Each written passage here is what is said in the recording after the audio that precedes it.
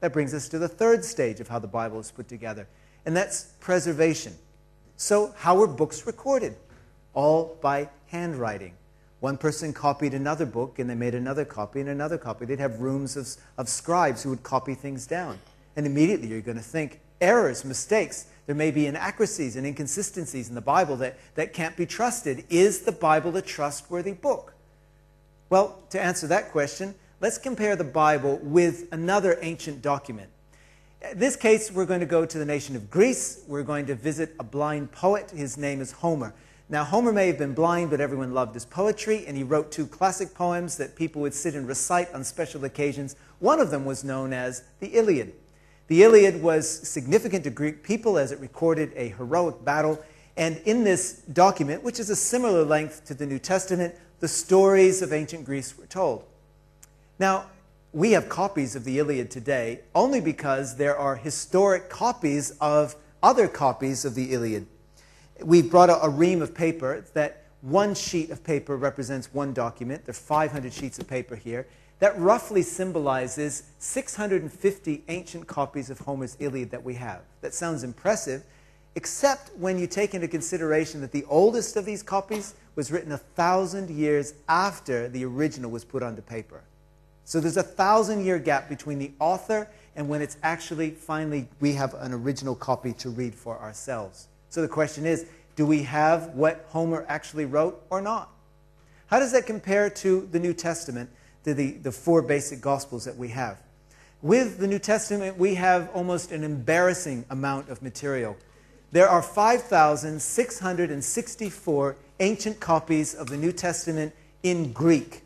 In addition to that, there are 16,000 other copies of the New Testament in other languages. As a result of this, scholars, through intricate computer programmings and studies, are able to cross-reference all of these renderings, and they work hard and laboriously late into the night until they can verify for us that the copies of the Bible that we have are pretty much exactly what people originally wrote as the early Christians read those stories and believed them.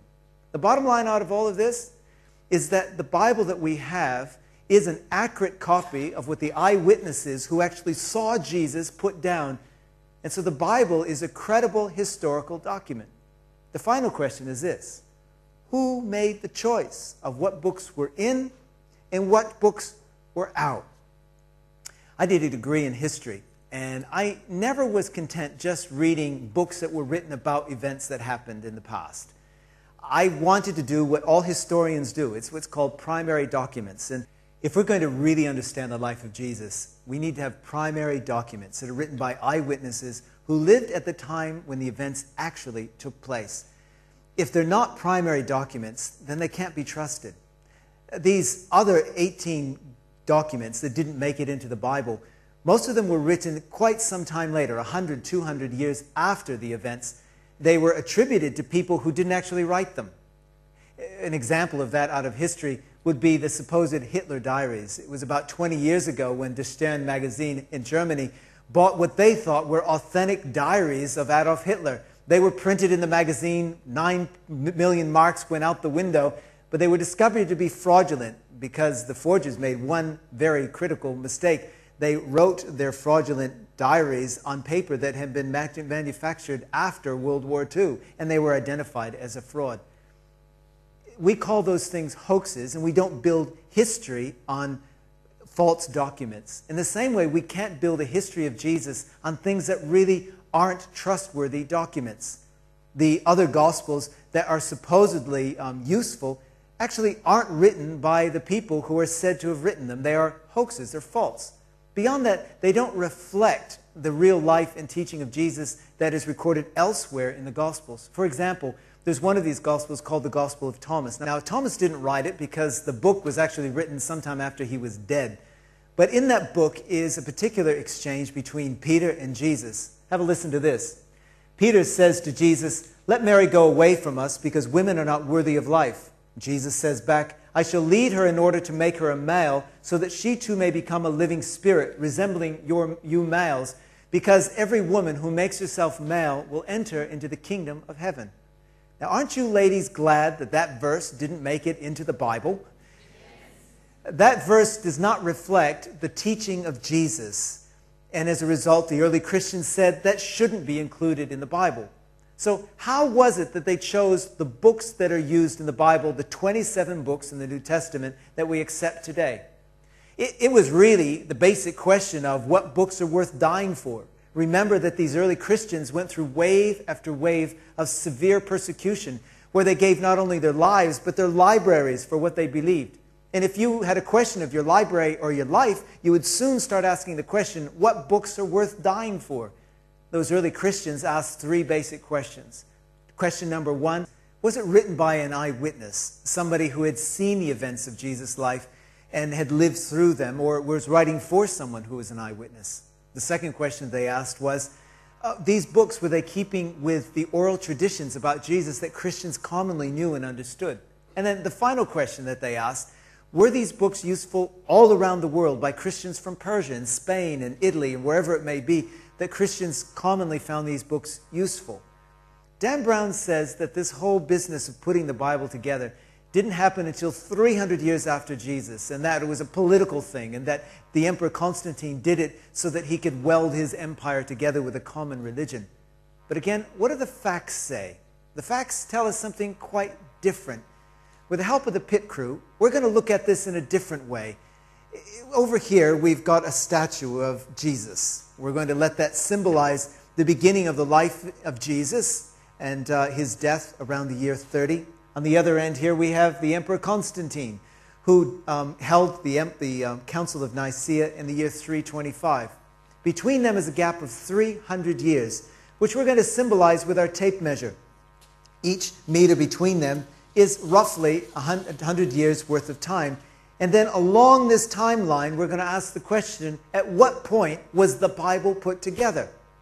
As we follow this timeline, somewhere here around the year, the mark around 300 millimeters here, we have the documents that are actually written.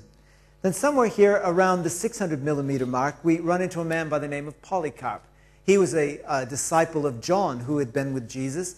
And Polycarp, in his writings, refers to the writings of the apostles in the Gospels, and he uses that little phrase, "it is written," which means that the early Christians were putting these books on the same level of other books that were in the New Testament, the Old Testament.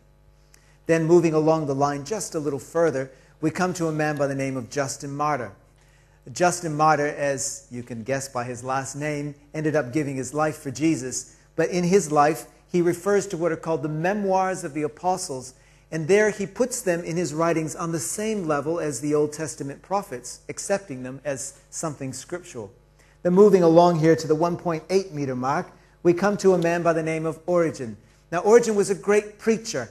He, in his writings, listed 22 books that Christians commonly accepted as authoritative.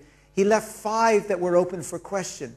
Then as we move along the mark here till we come to the 2.8 meter mark, we run into a man by the name of Eusebius. He was the first historian of the early church. In his history book, he records 27 books of the New Testament, saying that these are the authentic books that should be accepted by Christians. And then finally, coming up to the time of Constantine himself, we run into a man by the name of Athanasius. Athanasius also lists the same 27 books.